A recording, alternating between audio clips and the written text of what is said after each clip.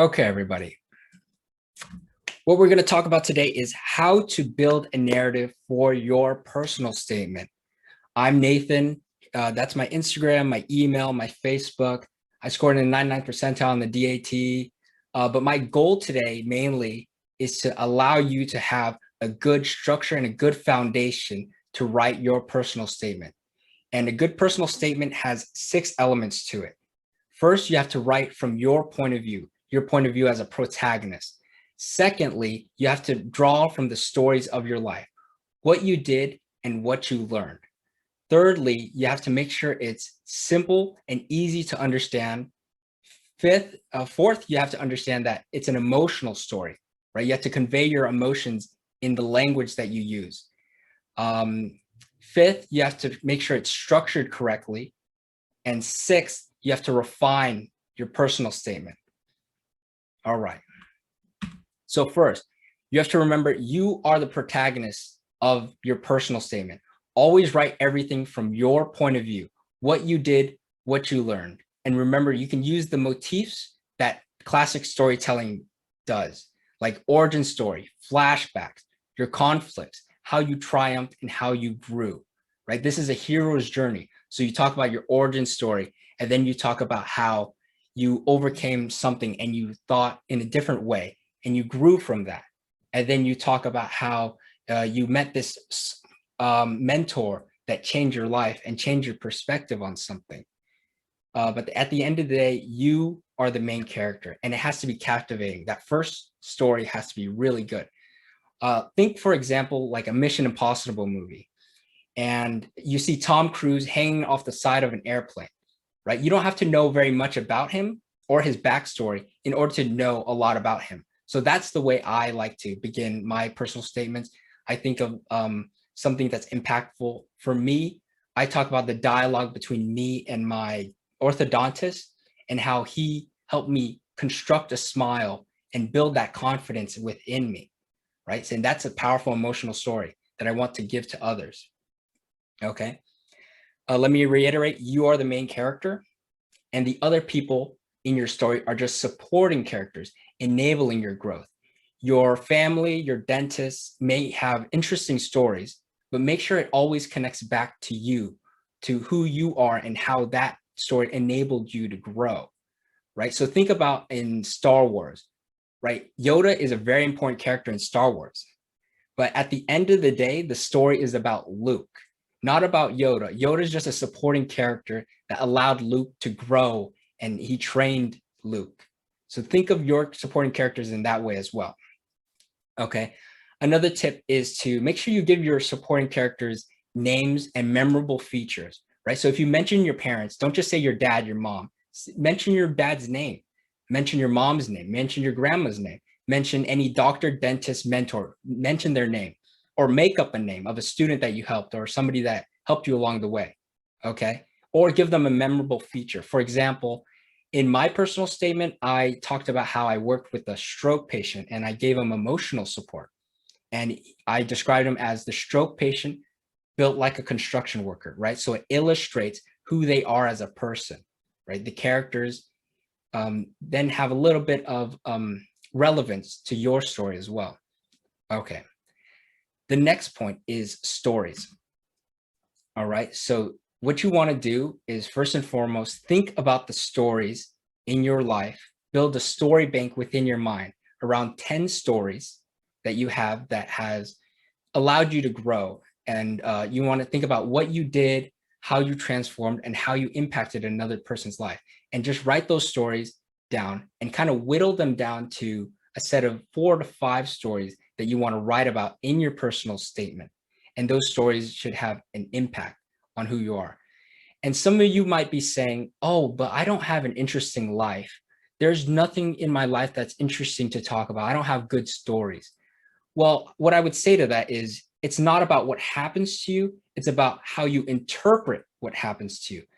For example, let's say you were writing about the first time you're learning how to drive. Like for most of us, it's a pretty mundane experience. Like you're learning how to drive and it's not that exciting or interesting. But if you reinterpret it in a way that you say, okay, when I was learning how to drive, It was so nerve-wracking. When I was clenching the wheels, my knuckles began to turn white and I was shaking and I could feel the sweat dripping down the sides of the steering wheel. As I looked outside the windshield, I can see the reds and the green street lights blend into each other. And, kind of my body and my soul left my body and I was looking at myself from a third person point of view. Like that's a little bit dramatic, right? But it tells a story. And that's a story that you want to tell as well. And that's just about learning how to drive. So you can use that technique in almost anything you do, right? Like I said, anything works. It just make sure it's an honest story and an emotional story that tells about who you are, different aspects of your character. Moving on to emotion, let's go ahead and talk about that. A lot of us write and read from an academic standpoint. We like to use medical jargon or procedural jargon, but that's not really what gets your message across. You want to switch from academic language to emotional language and build that emotional vocabulary bank.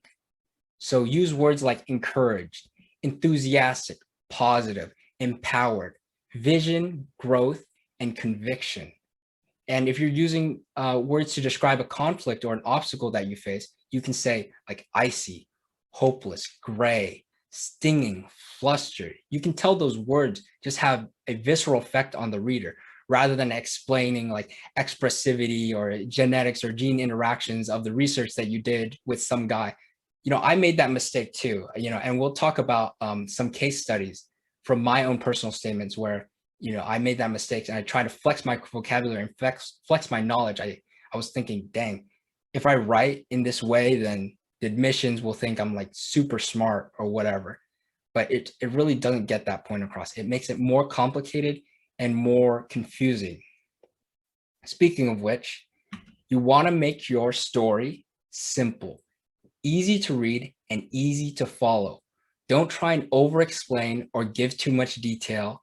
You just want to get the gist of the story. And remember your target audience. Your audience is the admissions committee. They're not your English professor. They're not your research professor. They're just a person that's trying to get to know who you are as a candidate. Okay, so it should be a really easy story to follow. 1, 2, 3. Like think about how you're watching like a simple movie, like a rom-com or Ratatouille. When you're watching that, you're not really thinking too much about, it's not complex to follow. It's a cartoon and it's really easy and it's entertaining, right? You don't have to have multiple storylines and like time travel, like Inception stuff, that just confuses your reader and it's difficult to follow. So a tip is if you want to send your personal statement to another person to read, make sure ask them questions like, do you think it's easy to read? And if they pause and say, yeah, then it's probably not that easy to read. Okay, keep that in mind. The next thing is about the structure of your personal statement. Okay, so the way you want to structure your personal statement is intro, body, conclusion. Okay, and the intro should be something that's compelling. So I like to talk about my origin story, about how I was interested in dentistry. Like I said, I talk about my interaction with my dentist. I start off with a dialogue with him. We're just speaking right in the middle of a scene, just like Mission Impossible. And then I talk about how I want to become a dentist because I want that confidence that was instilled in me through braces, and I want to give that to other people. And in my thesis, I said, I know I'll be a good dentist because of my resolve, which is in my second paragraph, my ability to impact others through my patient interaction, that's my third paragraph. And my fourth paragraph, I say also about my abilities as a leader, right? So you state your thesis, your points, and you reiterate them in your body. Okay, so for my second paragraph, I decide to choose the theme of resolve. So each paragraph should have a specific theme, and that's for you to decide. Let's say you're really keen on community service, then you write stories about community service. But for me, I chose resolve, and I talk about how like in bodyboarding, I dive in head first, I have icy waves slam into my face, and the cold water makes me want to retreat. But, I push on through anyway. And that really emphasizes how I have that dedication for dentistry as well. And you might not think that bodyboarding and dentistry have a lot in common, but, I made that connection anyway. And it shows a lot of creative intelligence, not just by flexing my words, but trying to make that connection. And it shows more about me. The third paragraph, I talk about my impact in patient interactions. I talk about the stroke patient where I gave him emotional support and how I was able to learn from him. He was a supporting character for me in my journey and my growth of a person. My fourth paragraph, I think, was my weakest paragraph, and we'll talk about that a bit later. But I was a TA for genetics, and I was talking about how I was helping students. And instead of just saying I was helping students, I, flexed my genetics knowledge, and it really hurt my personal statement. The last thing is your conclusion. You want to make sure your conclusion is just restating everything in your body paragraph in a few sentences. You don't want to introduce any new ideas in your conclusion. Okay. So each paragraph or each story should be structured as so. You have setting the scene, what you did, and what you learned. The most important thing is to remember is what you did and what you learned. Those are the most important things. Setting the scene is just giving a little background information and kind of foreshadowing what's to come. And you can have, like, let's say for resolve, I want to write 2 paragraphs about it because I have 2 paragraphs about resolve. So I have, or like, let's say you have emphasis on community service. So you write 2 paragraphs about community service and you have 2 stories about community service, right? So you should have different themes about your personality and your character that you want to reveal through your stories. Okay, so let's go ahead and move on to a case study. And this is from my own personal statement. Okay, this is in that 4th paragraph that I mentioned that was not as strong as I wish it was. And let me go ahead and, all right, can you still see that? Good. So I'm gonna go ahead and read this to you right now. Okay. Let's see. Can you go ahead and see that?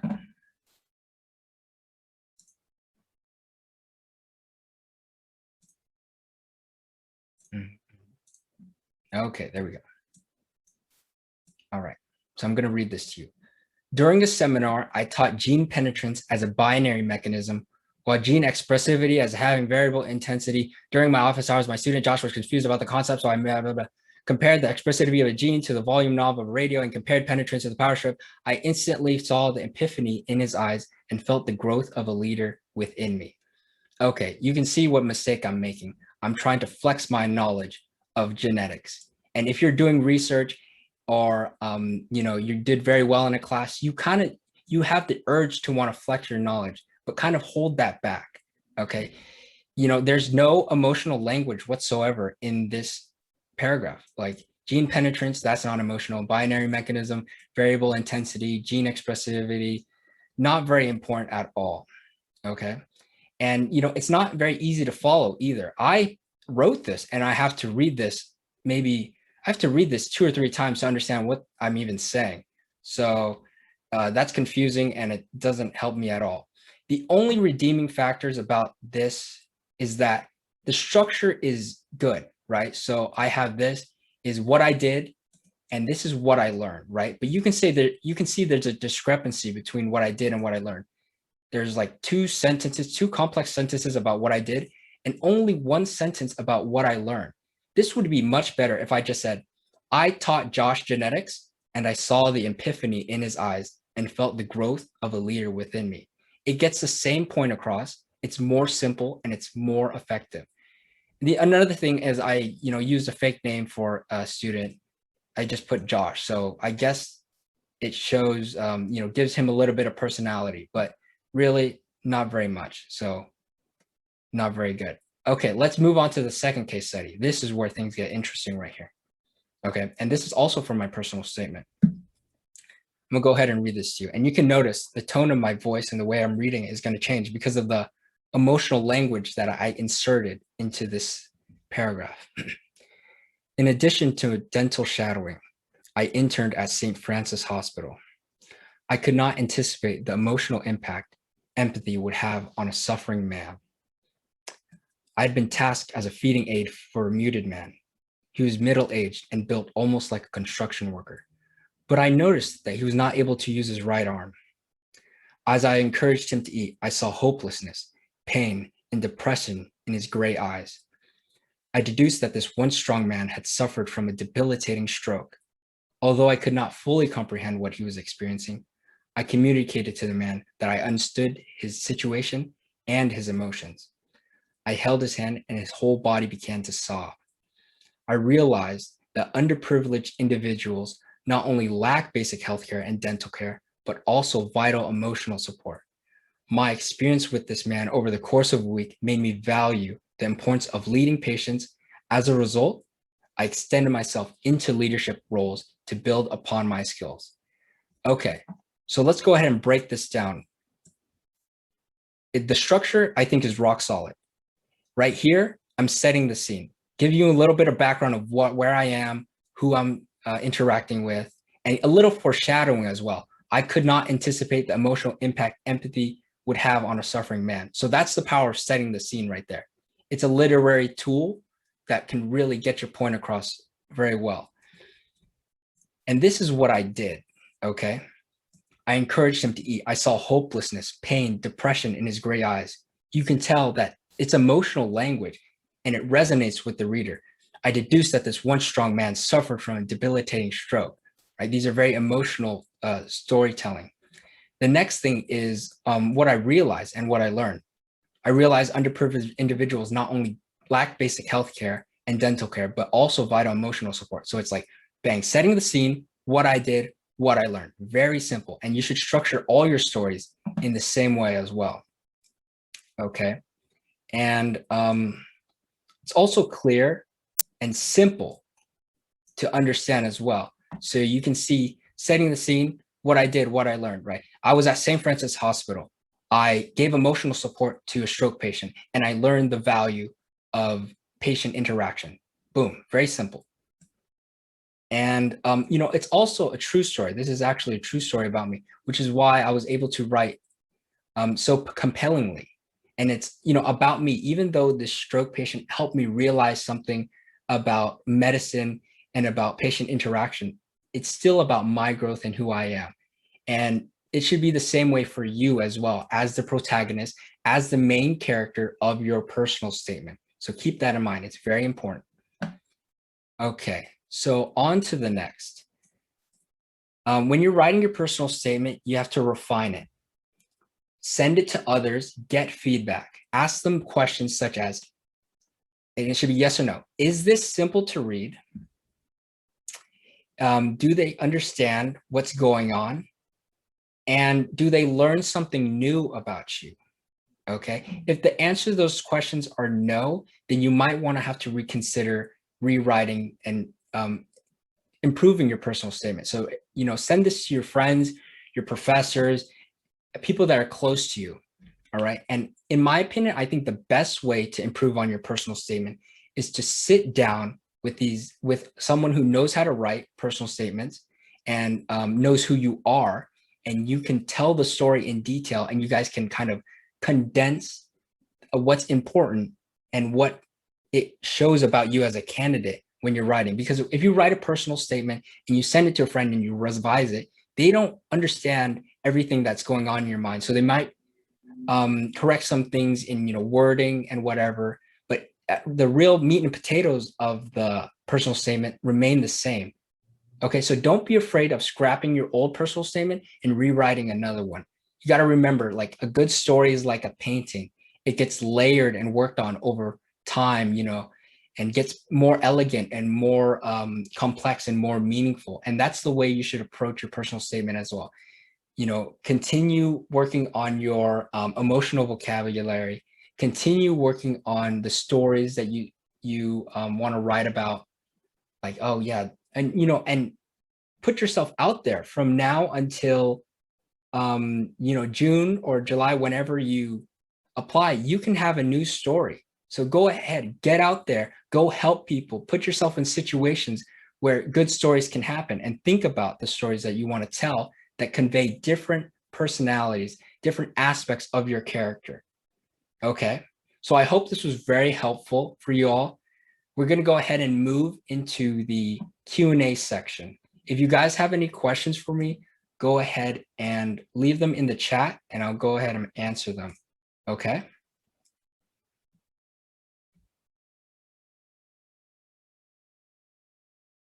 Oh, I'm sorry if you guys weren't able to see the presentation. If you have any questions, go ahead and leave them in the description or leave them in the chat right now. So if you guys want to take a look at my personal statements right here. Okay.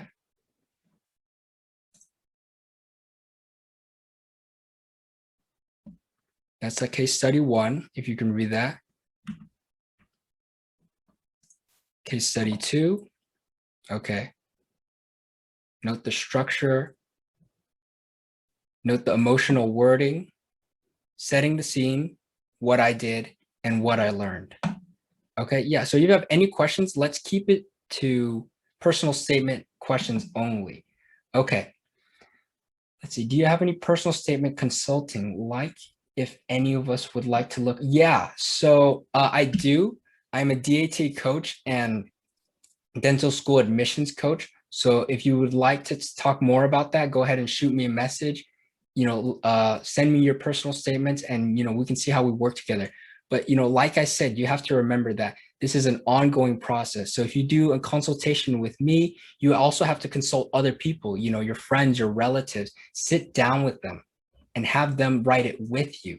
Go reach out to the creative writing department at your university. Go reach out to an English major. Those people write way better than I do and way better than us, because that's what they study about.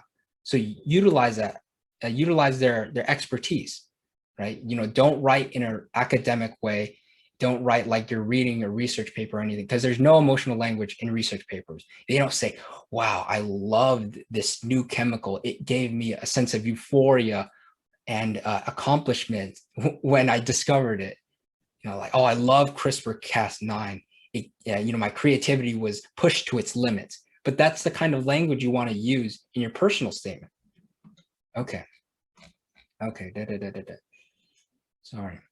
If English is my second language, what advice can you give to write it? Okay, so I would advise you to first work with somebody who is a better writer than you. Secondly, keep the language simple. If you don't use a thesaurus and try and look up a multisyllabic word to try and replace for like. If you like something, just say, I liked it. It intrigued me. It was awesome. It was awesome. Awesome is a great word. So keep it simple. Don't try and overthink it. It's the story that you tell. Think Ratatouille. Don't think Inception. How would you structure a challenge we faced or overcame? Would it be the same format? Yes. So you would say, setting the scene is very important when you're talking about overcoming a challenge. So you state what the challenge is. You state how you overcame the challenge. That's very important too. What you specifically did. I specifically did this to overcome this challenge. And thirdly, what did you learn? Also very important. You say, as a result, I learned, I improved, I grew, I adapted, I transformed. Write these words down. Bang, bang, bang. I'm a bit confused about the first paragraph and the second paragraph structure. So do I briefly mention why I chose dentistry? No, you don't briefly mention it, but you write your thesis about it, right? So your origin story, right? Kind of like Batman, he writes his origin story, or he's in the middle of a scene beating up bad guys, right? And that shows a lot about him. When he's beating up bad guys, you already know he's a man on a mission, right? So you want to set that scene.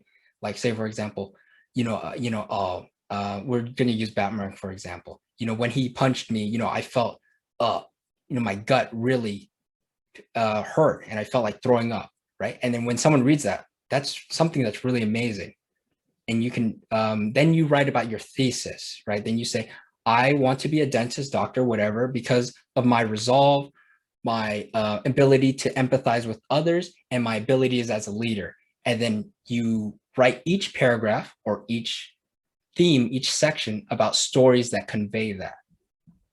Okay, if you have any more questions, just reach out to me if that wasn't very clear, right? But I want to emphasize the first paragraph has to be engaging, has to catch the reader. And a lot of people say, oh, it's the hook sentence. No, it's not a hook sentence. It's a hook paragraph. How did you transition between case studies in a way that flowed well? So for example, I talk about my experience with that man over the course of a week made me value the importance of leading patients. As a result, I extended myself into leadership roles to build upon my skills. And the next paragraph, I talk about my leadership skills. That's something that's not too important. And you would have to consult someone who's really good at writing and kind of force it a little bit. So when I talked about my resolve in bodyboarding, I transitioned to that. I not only have resolve in bodyboarding, but I also have resolve and dedication to help others. Bang. So it transitions smooth. It's seamless, right? It's not choppy. Yes, I'm starting dental school this year. Yes, but it's not about me. It's about you guys right now. You want to write the best personal statement that you can. We're not talking about DAT right now. You can message me about that later. Right now, I want to focus on personal statements. If we have, okay, let's see. So each paragraph after the intro is supposed to have a different theme that reflects how we would be a good dentist as per our thesis. Okay, so change your focus from good dentist to dynamic candidate, okay? Because good dentist has great technical skills and good business acumen and ability to handle pressure, right? And if stories that you have convey that, then say that. But not a lot of us have good business acumen, and I certainly don't have any technical skills yet, right? So think about dynamic candidate, someone who's willing to learn, someone who has grit, someone who empathizes with others. You can even talk about a redemption story, et cetera, et cetera. Yeah, so what's the YouTube channel we can use to watch this? It's going to be called Straight A Strategies. And I'm going to post this to YouTube as well. You're very welcome, everybody. More questions? If you want me to go over another concept from the slide, remember, you're the protagonist. Create a story bank in your mind. You're telling stories. Use emotional language. Keep it simple, easy to understand. Keep a good structure. If you're a good creative writer, then you can kind of break the structure of personal statements if you're a good creative writer, right? But I'm not a good creative writer, so I have to keep to that structure, right? Once you know the rules, then you can break them. I barely know the rules, and I'm just telling you what I've learned myself. And refine. I think that's something that's most important. Refine and repeat and redo. Don't be afraid to re-scrap everything and redo it. I think that's something that students are afraid of. They already put so much time and effort into writing something, and they kind of feel emotionally attached to it. Oh, like, oh, you don't want to have to go over the struggle of rewriting something because you already put time and effort into it. But it's okay. The sentence structure doesn't have to be complex. You don't have to be a good writer. You just have to tell a good story. Does that make sense? Should we take time in your personal statement to explain the weakness on your app? For example, if you have low GPA, okay, if it's a redemption story, then yes, mention your low GPA. But if you don't learn anything from it, if it's just, if you're just saying, yeah, I got a low GPA, it sucked, okay, then it's not really that compelling. But if you said, and don't make excuses either. Don't say, oh, I had a low GPA because of this, pity party me. and I had a low GPA because I was slacking off, but I'm different now. Don't worry, applicants, I'm different now. If you're different now, then tell the story about how you're different, and you can tell, like, I like to write in a very straightforward, confident way. You don't want to talk bad about yourself in any way, right? You want to showcase your best foot forward, because you remember, this is a competition. There's a lot of applicants trying to get your spot, right? So if you say something bad about yourself that they weren't necessarily thinking, they're like, I didn't even know that. I didn't even think of that they had a low GPA, but now that they mention it, this other candidate looks way better. So just avoid that in general, unless you can really turn it around and make it a strong point. Then I think that's way more powerful. They like to see upward trends, people that like to learn, dynamic characters, different aspects of yourself, right? So, you're a person that's completely dedicated to dentistry, but you also have that compassion for others. And you can talk about how you worked at the animal shelter,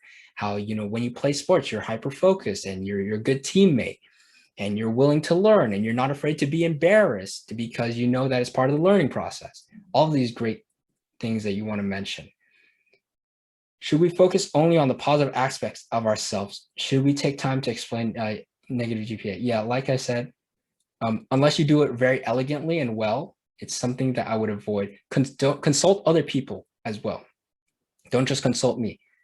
Have other people read your personal statements and ask them for legitimate feedback. Say, what is wrong with my personal statement? Is it easy to read? And do you learn something new about yourself? Go ahead and write that down and send them an email. Yes or no, yes or no, yes or no.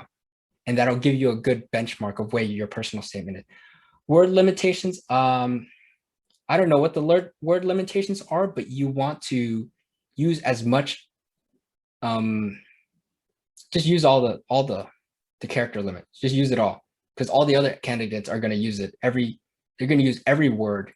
Oh yeah, it's 1,400 characters. Okay, yeah, they're going to use every word that they can to convey who they are, right? And don't waste words like I did explaining, what did I say? Volume, knob, variable intensity, binary mechanism, blah, blah, blah, blah, blah. It's not interesting. And it's not really important because it doesn't tell a story. Okay. I hope this sets a foundation for all of you to write that amazing personal statement. I'm going to go ahead and share this PowerPoint with you all. Okay, I'm going to give you the link in the chat right now. Okay. Yeah, go ahead, ask a question. Disadvantaged background in the personal statement. Yeah, a good underdog story is powerful. If you can put yourself in the underdog position and a triumph story, like a hero's journey, you're the main character. You're the main character of a movie. This is your story. All right, in the chat, that's the PowerPoint to it. And I also have my Instagram, my email, and my Facebook on that PowerPoint. Can I unmute? It's a lot today. Oh, sure. Where are you at? Okay, so I was wondering, like, before I switched to like pre-dental, I was pre-PA, and like I only wanted to do PA school because it was 2 years instead of 4 years. Because like originally I started college and I was like, okay, I want to be a dentist, but then I was like, okay, like 4 years of school after undergrad like just sounds like a lot, and I was like just super like discouraged, and I honestly didn't think like I would be able to do it. I thought you had to have like a 4.0 GPA and like so I was pre-PA until October, but like before I switched to like pre-dental, I was like super unmotivated, and like I had like good grades and stuff. Like my GPA was always like has always been good, but it's just like I didn't really care like about my classes. I just did what I had to do to get an A. Like after like I would take tests, I'd be like I would completely forget about the material. Like I don't care. I'm like I'll worry about it when I get to PA school, I guess. So like I want to like but like that switched when I switched to like pre-dental. Like I feel like I've been like very different now, like so much more motivated than I ever was before. Oh yeah, that's powerful. Yeah, so like I was thinking like should I start my personal statement off with that, or like a catchy like a quote, like my cousin making fun of me because I grew up when when I was like in elementary school, I didn't have my four front teeth, and I had to get them extracted Yeah. when I was like younger, and they took like forever to grow back. But my older cousin, who is now a dentist, and like all my older cousins would like joke around like, oh, like you don't have like your four front teeth, you look funny and stuff. And then I ended up getting braces, but I feel like that just sounds like so generic. Like, okay, I feel like everybody writes like, oh yeah, I had braces, and ever since then I've wanted to become a dentist. But like, Uh-huh. I just don't want it to sound like everyone else. So I don't know No, if I should if be. it's authentic, then write about it. So how I would write about it is you would say, oh, when I was in elementary school, or like I'm on the playground in elementary school and I smile, and you can just see like you would use creative language and say, there's a hole in my mouth, but you were still able to smile through it, right? You're still a happy child, and you smiled despite having poor teeth missing. And then you had your cousins that were able to joke around with you, and that made you feel comfortable with having less teeth, right? And you want to talk about how those people supported you, and you can talk about your redemption. You have a lot of stuff to work with right now. You have that redemption, the origin story. You have your redemption story of how you were unmotivated before and now you're motivated now. But what's in between that, right? What's in between you going from PA to going to dentist? Who motivated you? What did you do? And why? Do you understand what I'm saying? Yeah, see, Okay. that's like the part where like I feel like it was nothing like interesting. It was just like one day I was studying. Literally, I was just studying for Orgo one day, and like I was like why am I doing this? Like Yeah. literally to have a job that I don't like in the future. I mean, I hate hospitals. I would literally be so Yeah. unhappy in the future. Like, what am I taking all these hard Yeah. You can classes for? say What's the end goal? you were struck by epiphany, right? You were struck by epiphany, and everything kind of fell into order in your mind. And then you knew what you were doing. It felt like a wave of motivation, and it's carried you out to who you are today and how you transform. But that was that pivotal moment, right? And you Mm-hmm. can either tell a story of how you were shadowing somebody and that was that moment. You talked to somebody and that was that moment, or you just woke up one day because you were studying OChem and you had this like, I would say, you would have this as essential like epiphany, right? That's a Mm-hmm. little bit of a stretch, right? Because anyone could say that. You want to back it up with a real story, Mm-hmm. right? But you have a lot to work with. Okay, sounds good. Thank you so much You're for very that. welcome. Yeah. Non-traditional student who went back to school almost 10 years post my initial bachelor's degree. How many stories should I include that are non-dental but related to dental? Okay. So like I said, you should first think about the things that you want to convey about yourself. So in my personal statement, I said, I want to convey, I have strong resolve. I have the motivation to help others, and I'm a good leader. So write those characteristics out and then think about the stories that fit into those slots, right? And you can use as many stories as you want, but keep it to strong stories that you can elaborate on in your body paragraph. So if you just say like, okay, I did this, and it just, you don't have enough time to explain everything, and it just becomes a laundry list of things that you did. Okay, currently working as an assistant and has been so for almost 6 years. Okay, so you see, that's a sentence that I would consider setting the scene. It kind of gives you a background story, okay? And then you give a story. In my 6 years working as a dental assistant, there was one patient that really stood out to me. This patient was someone who was scared, anxious, and never went to the dentist before. But I was someone who was dedicated to give them a sense of trust and comfort at the dental office. As we worked together, as I gave him a high five, I could see the relief flow through him. And what I learned as a result is I myself, as an individual, can impact people, not through only my technical skills as a dental assistant, but as who I am as an individual. That is my character. Bang. Okay. And so use that structure. It's the way I think about all the stories when people ask me about personal statements. How do you approach essays for individuals that ask why you want to go to that school? Okay, so that's more of an interview question. Okay. This is where things get kind of tricky, right? So if you're hard set on one school, you want to research what their values are, and you want to parrot their values back to them using your stories, right? But it's also general in a sense that all the schools can appreciate those values.